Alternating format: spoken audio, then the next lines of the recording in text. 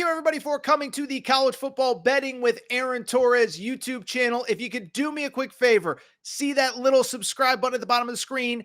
Go ahead, click that subscribe button. It helps our channel grow. It helps our audience grow. I appreciate it more than you know, as we're talking college football on this channel year round. Appreciate your support. Click that subscribe button. If you had Indiana, Ohio State as a top 5 matchup on your bingo card in August, you're a liar. I mean, I could say give yourself a pat on the back, but you're just a filthy, rotten liar, okay? Because Indiana picked to finish 17th in the Big Ten in the preseason. Only Purdue was picked behind them. We all assumed this would be a tune-up game, a get-right game for Ohio State before they face off with Michigan on rivalry weekend.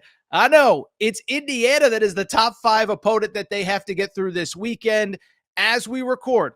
And it is worth noting we're recording Tuesday night right before the college football playoff selection show, so numbers may change. Ohio State, a 12.5-point favorite. The over-under set at 52.5. Listen, we've talked a lot about Indiana on this show, and at this point, like I think we have to just get past this is a cool story, and what about Coach Cignetti, and what about this, and what about that? Like, yes, it is an awesome story, but there are awesome stories that don't equate to really good football teams every year in college football. This is a really good football team, okay? And I know, especially as it pertains to the playoff and at large and all that good stuff, there's conversations about who Indiana has played, how they've played them, where they've played them, all that. Here's the bottom line. This is going to happen every year in the expanded conference era, because the bottom line is, look at Indiana's schedule. They played the reigning national champions Michigan, the reigning national runners-up Washington, and neither of those is deemed as a great win this season. So as of right now, and we'll see what happens on Saturday, I'm not going to criticize them. 10-0 for the first time in school history.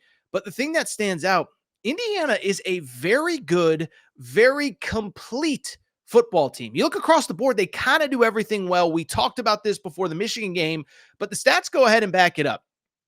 You know that on the season, Indiana, the Hoosiers, number 2 rush defense in all of college football, okay? Only Ole Miss is ahead of them. By the way, the number 20 ranked pass offense as well. Listen, again, I understand they haven't faced the most potent offenses in college football, but when you're putting up those numbers across the board, it doesn't change the fact that you've shut everybody down, and it doesn't change the fact that you got one of the most potent offenses in the Big Ten as well, 44 points per game. By the way, a top 30 or so pass offense, 47th ranked rush offense. Curtis Rourke is back. Curtis Rourke is healthy. He played against Michigan.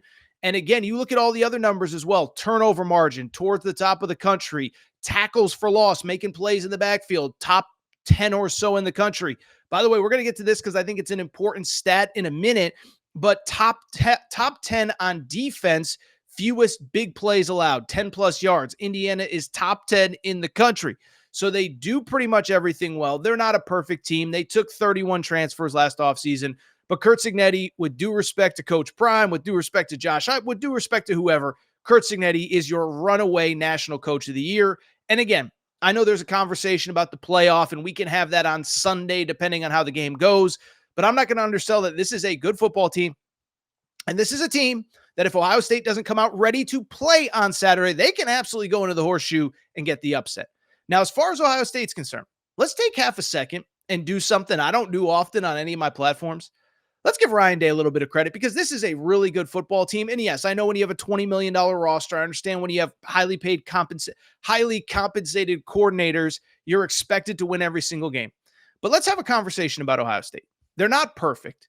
But at the same time, there was a questionable Jeremiah Smith pass interference that if it goes Ohio State's way, they probably kick a field goal. They win in Eugene.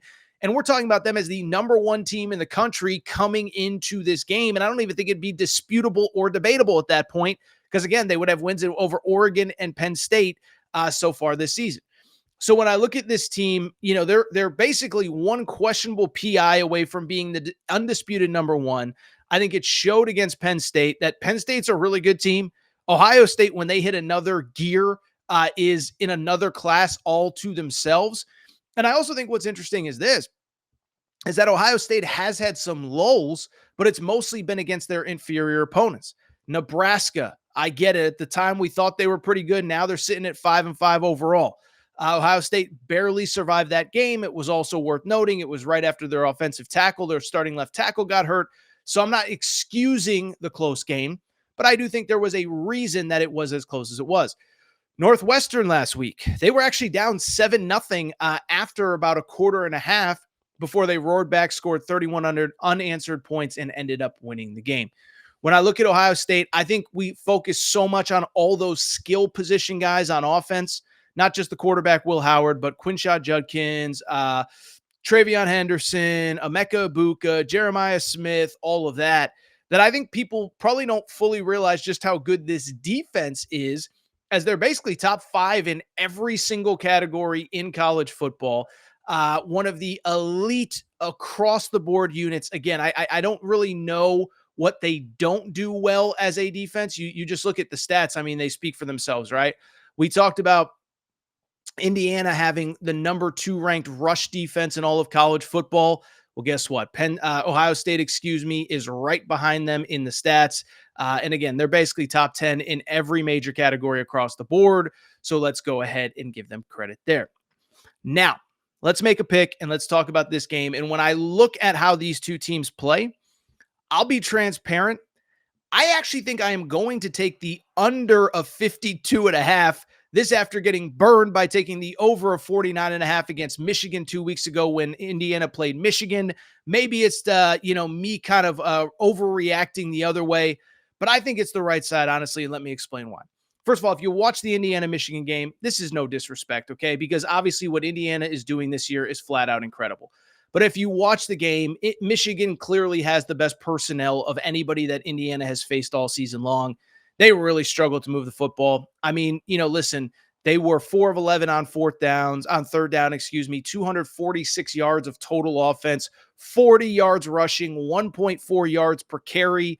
And again, it's no disrespect intended, but I just watched that game and I said that team really, really struggled to move the football. I understand they had a bye coming up. I understand they were a little beat up. It doesn't change the fact that against the best defensive personnel that they've seen all year, they really couldn't do much offensively.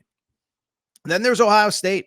And I'll say this with Ohio State is I just said it a moment ago, but I think it's worth reiterating. I think we focus so much on the offense. We focus so much on, again, the skill position guys, the names that we know, that statistically the offense is still really good. Okay. I'm not saying the offense isn't good. It's top 20 nationally. Okay. But when you talk about a defense that's number 2 of the country behind Ohio State, this defense has actually been what has led this Ohio State team. So I think Ohio State shuts down Indiana. I don't think against an Indiana defense that is number 3 in the country in total defense, which, by the way, does a good job at taking the ball away from you. I mentioned it a minute ago, but Indiana near the top of the country in turnover margin, 17 total turnovers forced. That's right near the top in the Big Ten. I don't think Ryan Day, as weird as it sounds, because it's Ohio State, and you would think, why would he have to worry about getting conservative? I think he's going to get a little conservative because I think he knows that Indiana defense can make him pay. Also mentioned, they make a lot of plays in the backfield, top of the country in tackles for loss. And so I just bring it up because, as weird as it sounds, Ryan Day, Chip Kelly, I don't think that they're going to try to put 50 points on the board. I don't think this is the CJ Stroud, Garrett Wilson Buckeyes. I think this is a Buckeye team that is led by their defense. And so when I look at how these two defenses are playing, when I look at the fact that I mentioned this earlier, I think this is kind of interesting and worth noting. If you go to cfbstats.com, where I get a lot of my information, they have a specific stat called long scrimmage plays and long scrimmage plays allowed. In other words, the number of plays that your defense has allowed of 10 yards or 10 yards or more. In other words, how many big plays, big chunk plays are you giving up? Okay. Ohio State's number 3 in the country. Indiana's number 5. So 2 not only top, elite defenses, but 2 defenses that don't give up big plays. It's also worth noting in Columbus, it's expected to be cold, cloudy, and maybe a little bit rainy as well. And so I think Ohio State wins this game, but I think it's something in like the 24-14 range. I think the under is by far the safest bet. That is my best bet for this game.